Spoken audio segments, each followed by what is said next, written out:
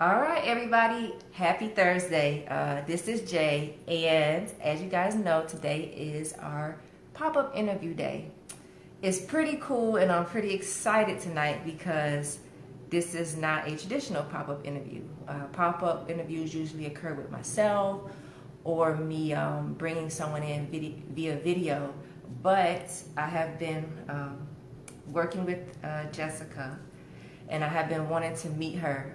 We've been communicating back and forth, and I've just been helping her along her journey as an EXP and giving her different tools and things that she can implement at a BA level because she wants to, continue to progress in the industry. So she's actually hustling because she is in my mind, the hustle promo queen.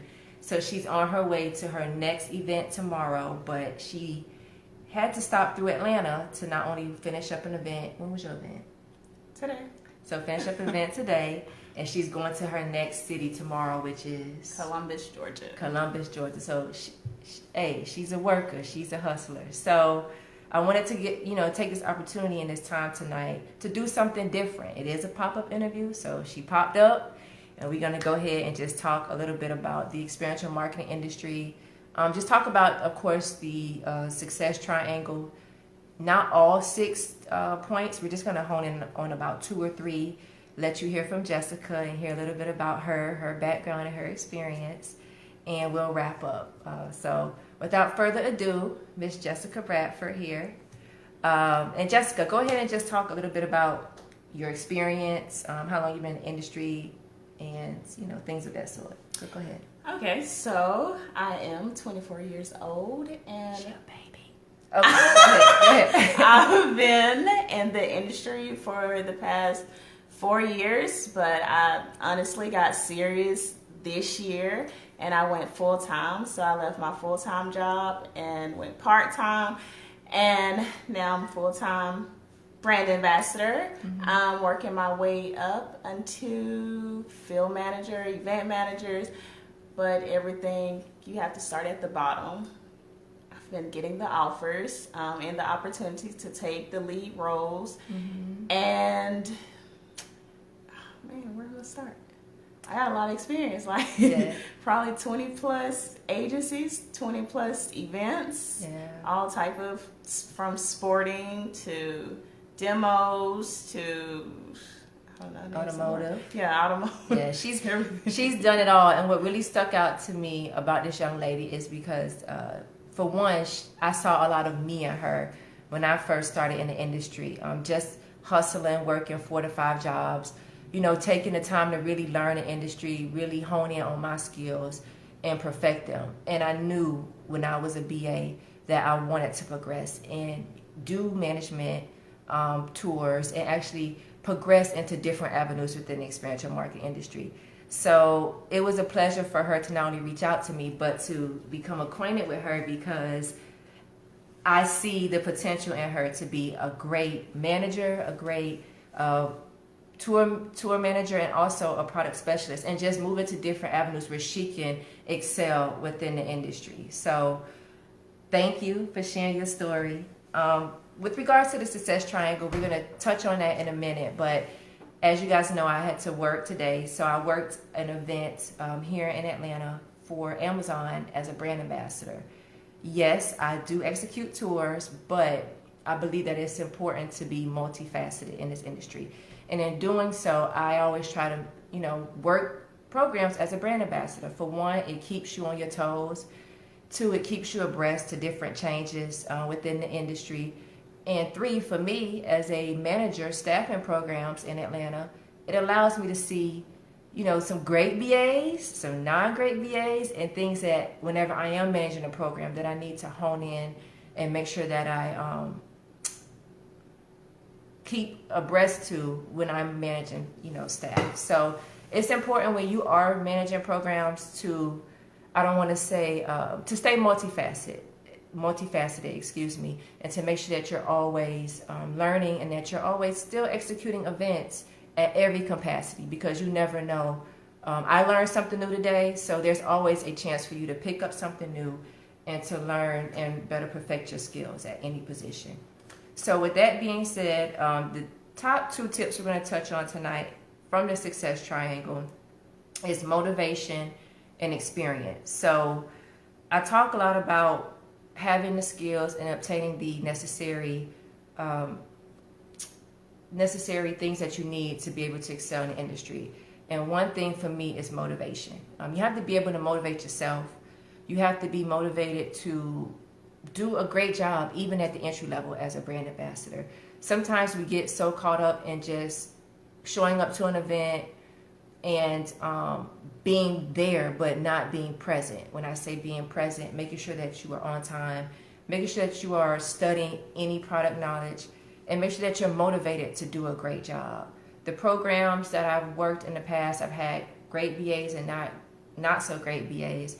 But the thing that stuck out to me about the great BAs is that they were motivated. They came to work and they were ready to, make sure that they put their best foot forward for the program. Even if they really didn't know how to maneuver or do certain things or have the skills that I had, their motivation and their drive to learn and not only try and make a conscious effort and a good faith effort to do so is important. So, but aside from that, a lot of things motivated me to not only continue to become a manager, but excel at every position. So one of those things was just the motivation to want to learn and to want to excel and to want to put my best foot forward. Jessica, what kind of motivates you to stay abreast as a brand ambassador and even to want to progress into other positions? Ooh. So first off, it's not all about money. That's good. Coming from regular jobs, from a manufacturing plant to a team lead and quality control to now being 20 and team lead over 30 plus year olds, to a juvenile detention center, to knowing about juveniles and their behaviors, to going to school all at one time, to have a lot of personal life issues that really motivated me to strive and go for what I really believe in. Working on my master's degree now, so that's in criminal justice. My bachelor's is specializing in forensics, and now my master's specializing in cybercrime and technology. So I do want to do marketing, more education on top of education. I do love education. I love educating, of course, the youth too. But my motivation, I thought it was money in the beginning. Then I started realizing that I honestly like making people happy and making sure they have a good time, making sure their experience is something that they'll remember me by. Just being able to hear fans say, you have that energy for this event. Like, I really like your personality. And also being able to hear somebody personally experience and having them talk to me about stuff. I'm that one person that everybody always talk to. I feel like I'm from Alabama, but our hospitality is really good. So it feels like they can just come to me. But wow, working with kids today at an event, it was awesome. The energy level was awesome. They really wasn't expecting my high energy, and they really understand, like, I love what I do. So all these events, I mean, my fun event was with Freddie the mascot. That was probably my favorite event. I have never sweated that hard in my life just taking pictures for a mascot and being his handler. But yeah, that's the motivation, is now is making sure that everybody is happy at the event, and the client's happy, everybody's happy. Is no negative vibes, but everything is positive. Some people do it for the money, but I truly do not. I take many losses and take many wins too. And speaking of losses, so you're based in Alabama, but you travel in the Southeast to execute events. How many events have you done in a day, like from traveling? So, okay, explain your in a short synopsis, your last travel route, like from an event to event. So Okay. Okay, so. And I'm making her do this so people can understand that being a BA is not a walk in the park. If you want to become a great BA and learn how to really manage and become great at different things, you have to be willing to travel and to take a loss sometimes. I did it initially to gain the experience. But I want you guys to hear this, because becoming a great brand ambassador, it takes time. It takes effort. You got to be motivated, self-motivated, and you have to have a hustler's mentality. So go ahead, explain kind of your drive route and how many events you worked in a day. We could just cover that. Okay, so it can start from my part-time job being, it's my weekend at work and I'm working doubles. I'm working first shift and I'm working third shift, and then I still have schoolwork to do, and then that following Monday, I'm probably somewhere out of state, or either I'm in the same city executing. I mean, Friday, I was in Columbus, Georgia, Straight Talk event for the Straight Talk September. And then from Columbus, then I'm heading to Nashville. I have MLS soccer. And I also contacted agents like, hey, I'm in the area. I always reach out to different agencies. I always look on the group pages. They're really familiar with me, so I'm not going to take perks on that, but they know that I work hard and that I'm on time with these reports, because if you say extra something, if you get these reports turned in on time, that is definitely me. I'm going to take these pictures. I'll make sure everything is done. Mm-hmm. I'm reading trainings. I'm reading everything, versus BAs always tell me, and they show up say, well, we really don't read them. But I'm that person that I'm going to know what I'm talking about. Yeah. But yeah, now I'm in Atlanta. So from Nashville to Atlanta, yes, the experience has been great. I've seen places that I've never even imagined that I would see, because I'm in Alabama. But my farthest travels is probably Miami. But I loved it. Miami was 3 days with the Air Force. It was an awesome experience. When I came from Miami, I went straight to Birmingham, Alabama. I mean, honestly, I either have family in all these different locations just so I can eliminate some spending. I mean, you have to really think about everything that you're doing whenever you're going on the road. Yes, I spend gas, but at the same time, you know, is building relationships, letting them know that you're reliable, you like to travel. If I'm in town, of course, it's on my profiles now, like, hey, just check with Jessica to see where she at. I mean, that's legit how one of my staff coordinators is right now. Just ask Jessica where she's at this week. But that's... So, and speaking of, she's not only, she's a traveling brand ambassador. And I talk about that a lot, and you do what? Making sure that if it doesn't make dollars, it doesn't make sense. So if you're going to be taking opportunities where you're going to be traveling to different cities, make sure that you're not spending, you're going to be spending more than you're going to be making. Because if that's going to be the case, then it may not be smart for you to take on that opportunity. So just knowing the numbers, making sure that you ask, hey, are you... Well, I'm not going to say ask. If the account manager or the job posting is not specifically saying they're going to be paying for a travel stipend, and you don't have a prior relationship with that account manager or the agency, I wouldn't suggest asking. What do you think? Have you? Yeah, I wouldn't, because I mean, having the experience of someone being in front of me and asking an account manager that same exact, if they tell you, hey, can you help the field manager, and they tell you, they text the account manager like, am I getting paid to do that? Yeah, you just gotta live. It's a big no. It rubs the account managers the wrong way. It rubs the client the wrong way. And you have to be mindful. If you are applying for a job, you can't expect, unless it's stated in the actual job description, you can't expect an account manager or agency to pay for gas or to pay for your travel. Now, it's different if you have an established relationship with an agency, right, and you've been working for them for months on end, and they provided you consistent opportunities. Then they may even suggest, hey, Miles, how you doing?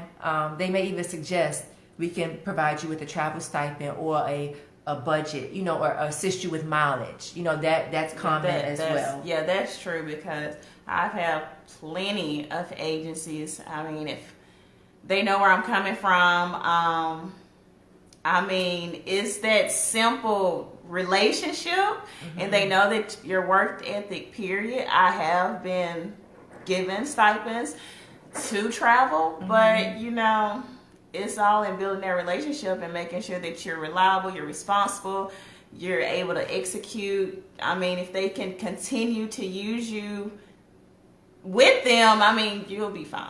Yeah, and you have to make sure that, like Jessica said, establishing that relationship, professionalism, I cannot stress enough. Coming in and actually putting in the effort, putting in the work to be able to earn those opportunities later. It'll pay off huge dividends for me.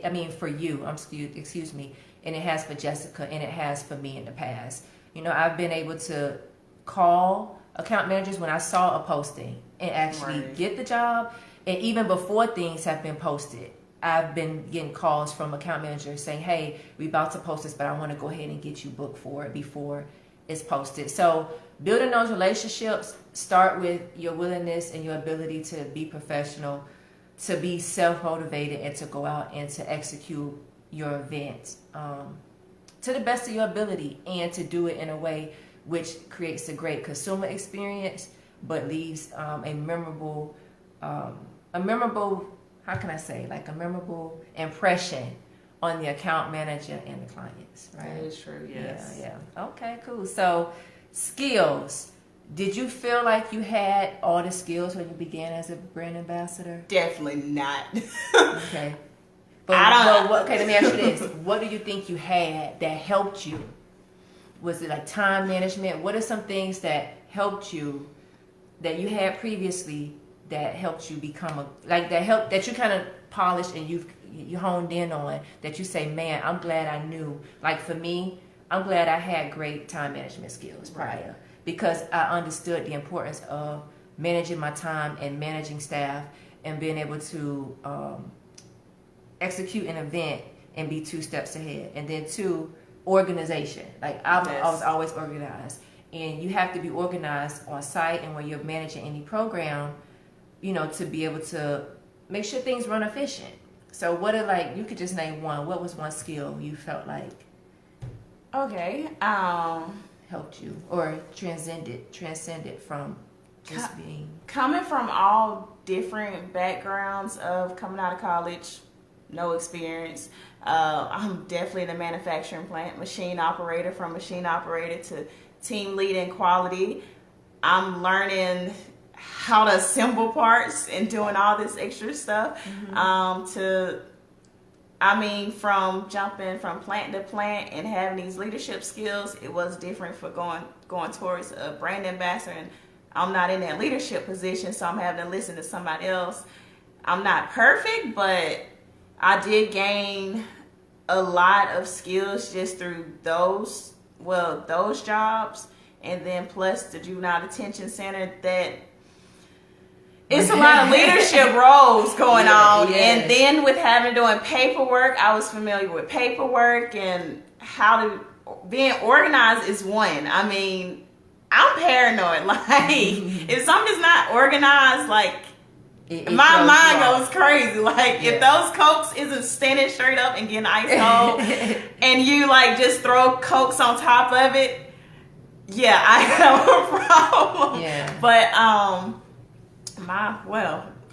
organization. Yes, organization is really big. And then being reliable. I mean, I was always reliable. My work ethic is always there. If you allow me to work 24 hours, I would work.